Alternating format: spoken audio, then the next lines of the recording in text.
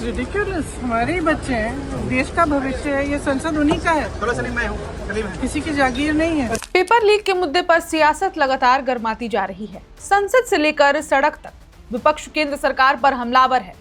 अब कांग्रेस महासचिव और सांसद प्रियंका गांधी ने भी सरकार को निशाने पर लेते हुए कहा है कि बच्चों पर लाठी चलाने के बजाय भाजपा सरकार को अपनी नीतियों और अक्षमताओं की समीक्षा करनी चाहिए। हम सब कह रहे हैं डिस्कस करो, एजुकेशन पॉलिसी में प्रॉब्लम्स हैं, बड़े बड़े इश्यूज हैं, आप डिस्कस करने के लिए राजी नहीं है और बच्चों पे आप टीयर गैस कर रहे हो और उनकी पिटाई कर रहे हो, किस लिए?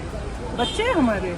उन्होंने नीट परीक्षा, पेपर लीक और छात्रों के विरोध प्रदर्शन को लेकर कई गंभीर सवाल उठाए हैं। आखिर प्रियंका गांधी ने क्या कहा और इस बयान के क्या राजनीतिक मायने हैं, आइए विस्तार से जानते हैं। नमस्कार, मेरा नाम है ऋचा पराशर और आप देख रहे हैं one India Hindi. It's ridiculous. हमारे ही बच्चे हैं, देश का भविष्य है, ये संसद उन्हीं का है, किसी की जागीर नहीं है।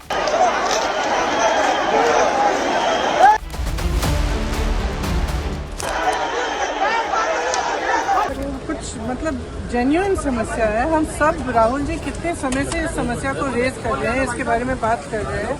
देश भर में प्रतियोगी परीक्षाओं में कथित पेपर लीक के मुद्दे को लेकर जारी राजनीतिक बहस के बीच कांग्रेस सांसद प्रियंका गांधी ने केंद्र सरकार पर तीखा हमला बोला है।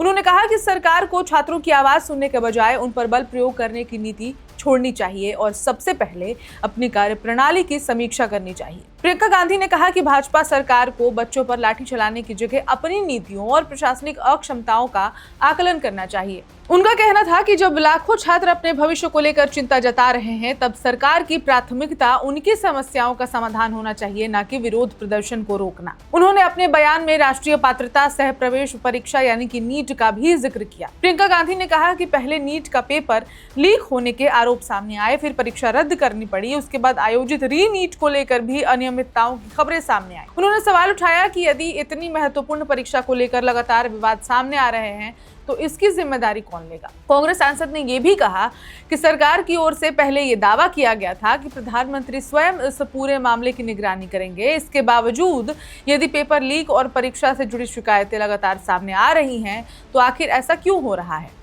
उन्होंने पूछा कि बार बार अलग अलग परीक्षाओं के पेपर लीक कैसे हो रहे हैं और इन्हें रोकने के लिए अब तक प्रभावी व्यवस्था क्यों नहीं बन पाई है। प्रियंका गांधी का कहना है कि ये केवल एक परीक्षा का मामला नहीं है, बल्कि करोड़ों युवाओं के भविष्य, उनके विश्वास और देश की भर्ती एवं शिक्षा प्रणाली की विश्वसनीयता का सवाल है।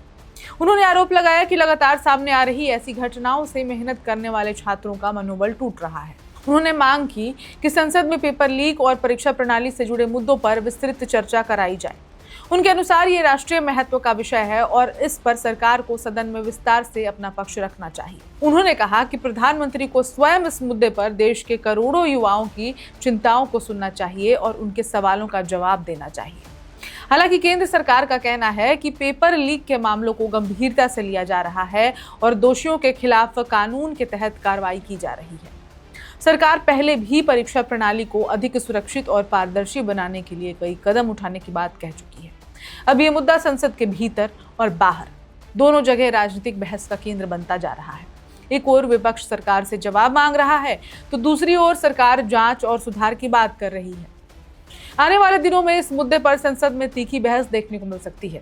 फिलहाल देश भर के करोड़ों छात्र और अभ्यर्थी इस बात का इंतजार कर रहे हैं कि उनकी चिंताओं का समाधान कब और कैसे होगा। इस खबर में इतना ही, लेकिन मॉनसून सत्र जारी है और जो भी संसद के भीतर या बाहर से अपडेट्स आएंगी आप तक हम पहुंचाते रहेंगे। तब तक देखते रहिए वन इंडिया हिंदी।